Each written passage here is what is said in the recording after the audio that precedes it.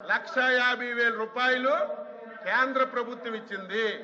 30,000 రూపాయలు ఎన్ఆర్జీఎస్ కింద తీసుకొని కేంద్ర ప్రభుత్వం డబ్బులతోనే ఆ రోజు ఈ కథ నడిపారు తప్ప రాష్ట్ర ప్రభుత్వం నుంచి ఒక్క పైసా ఖర్చు పెట్టలేదు. ఒకవేళ ఖర్చు పెట్టమంటే చెప్పండి. ఈ రోజు మేము దాంతో పాటుగా 2 లక్షల రూపాయలు పెట్టి రూరల్ ఏరియాలో 3 సెంట్లు, అర్బన్ ఏరియాలో 2 సెంట్లు మీరు ఏవైతే పట్టాలు ఇచ్చారో అవన్నీ వెరిఫై చేసి లబ్ధిదారులకు అడిగి నువ్వు 1 సెంటు కట్టుకుంటావంటే కట్టుకో.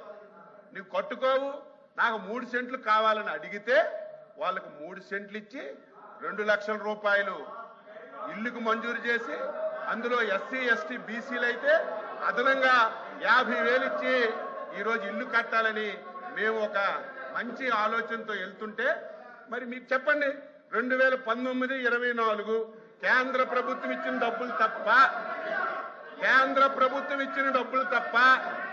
మీ రాష్ట్ర ప్రభుత్వం ఒక పైసా ఖర్చు పెట్టమని చెప్పండి. ప్లీజ్ మంత్రి గారు చెప్పండి. ప్లీజ్ మంత్రి గారు కూర్చోండి. ఎల్ఓపి గారు. అధ్యక్ష,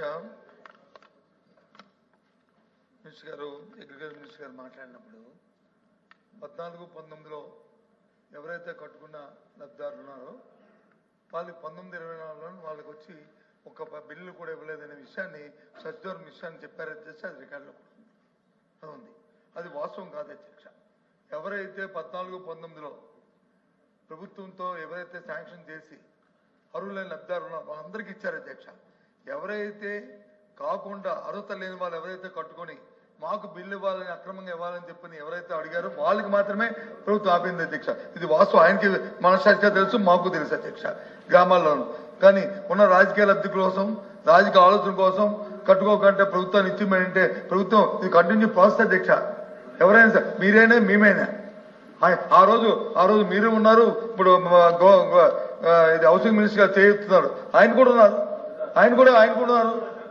మనందరం డిస్కస్ చేస్తాం. మనం క్యాబినెట్ లో కూడా డిస్కస్ చేస్తాం. ఏది ఉన్నారని అంటే కట్టుకున్న వాళ్ళకి ఇస్తే ఎక్కడికి ఇస్తారు, ఎంతమందికి ఇస్తారు?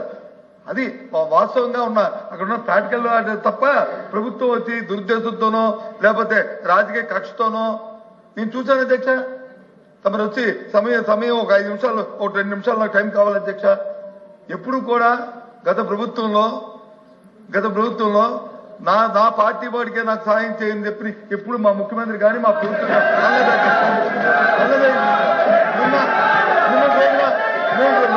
సాక్షాత్తు రాజ్యాంగ పదవి ముఖ్యమంత్రి గారు మాటలు తీసుకుంటే సిగ్గుపడాలి అధ్యక్ష. సిగ్గుపడాలి. ఈ వ్యవస్థ సిగ్గుపడాలి అధ్యక్ష.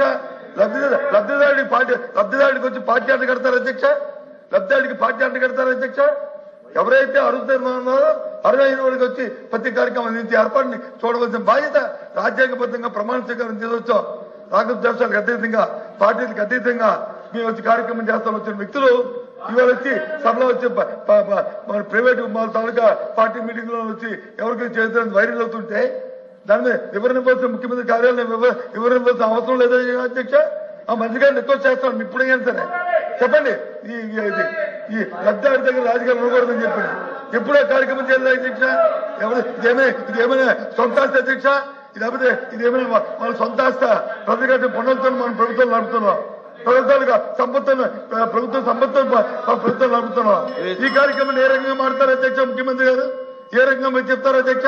మళ్ళీ దానికి వచ్చి ఒత్తాసు పలుకుతూ మీరు చెప్తున్నారు అధ్యక్ష. మా ప్రభుత్వంలో గత 5 సంవత్సరాల్లో రాగద్వేషాలకు అతీతంగా, పార్టీలకు అతీతంగా ఎవరైతే అర్హులున్నారో లబ్ధాడు అర్హులైన ప్రతి వారికి సాయం చేశాం అధ్యక్ష. అంతే తప్ప ఆలోచించుకొని మీ ముఖ్యమంత్రి చెప్పండి ఆ విషయాలు మాట్లాడద్దు. అది ప్రజలు వచ్చి ఏమనుకుంటారు అని చెప్పండి. అది చాలా తప్పు అధ్యక్ష. అచ్చెన్నాయుడు గారు నిన్న అధ్యక్ష 1 మినిట్ అధ్యక్ష 1 మినిట్. అచ్చెన్నాయుడు గారు ఇప్పుడు ఏదో నిన్న ముఖ్యమంత్రి గారు పార్టీ వాళ్ళకి చెయ్యొద్దు అన్నారని చెప్పి ఏదో రాంగ్ ఇంప్రెషన్ పెట్టారు అధ్యక్ష. మళ్ళీ అధ్యక్ష మాట్లాడారు కదా, వినాలి కదా అధ్యక్ష. తెలుగుదేశం పార్టీ తెలుగుదేశం పార్టీ అధ్యక్ష 42 సంవత్సరాలు పూర్తయింది. ఈ పార్టీ వినండి, మీరు చెప్పింది వినండి, తర్వాత మీరు మాట్లాడండి. ఈ పార్టీ ఎన్నికల వరకే రాజకీయాలు, ఎన్నికల తరువాత పేదవాడి అభివృద్ధి, రాష్ట్ర అభివృద్ధి ధ్యేయంగా పనిచేస్తున్నాం. మీరు కూడా లాస్ట్ 5 ఇయర్స్ అధ్యక్ష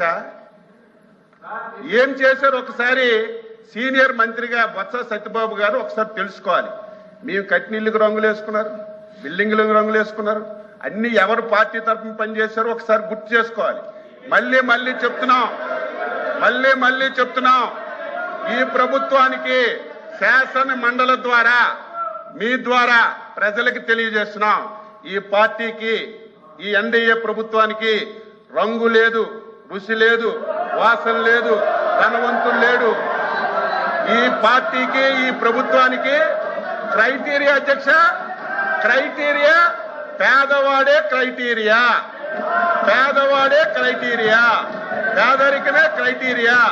రాజకీయ పార్టీలతో సంబంధం లేదు, కులాలతో సంబంధం లేదు, మతాలతో సంబంధం లేదు.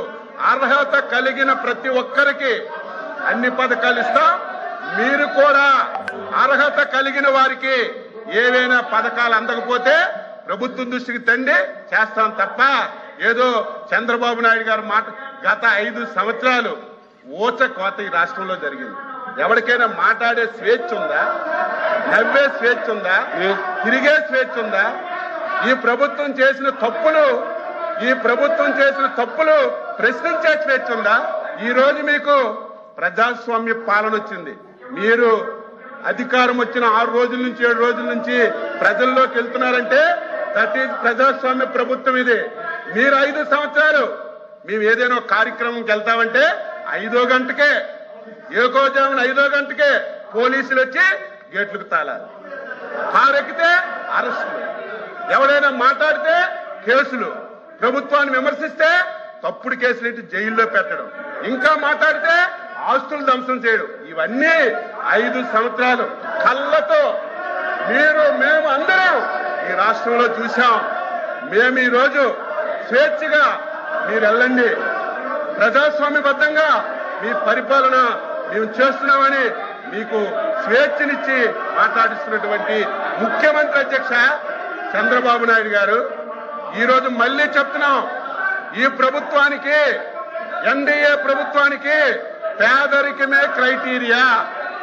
ఎవడు పేదవాడున్నా, ఏ పార్టీ ఉన్నా తప్పనిసరిగా ప్రభుత్వం నుంచి అన్ని విధాల సహాయం అందిస్తామని మళ్ళీ ఈ సభ ద్వారా రాష్ట్ర ప్రజలకు తెలియజేస్తున్నాను.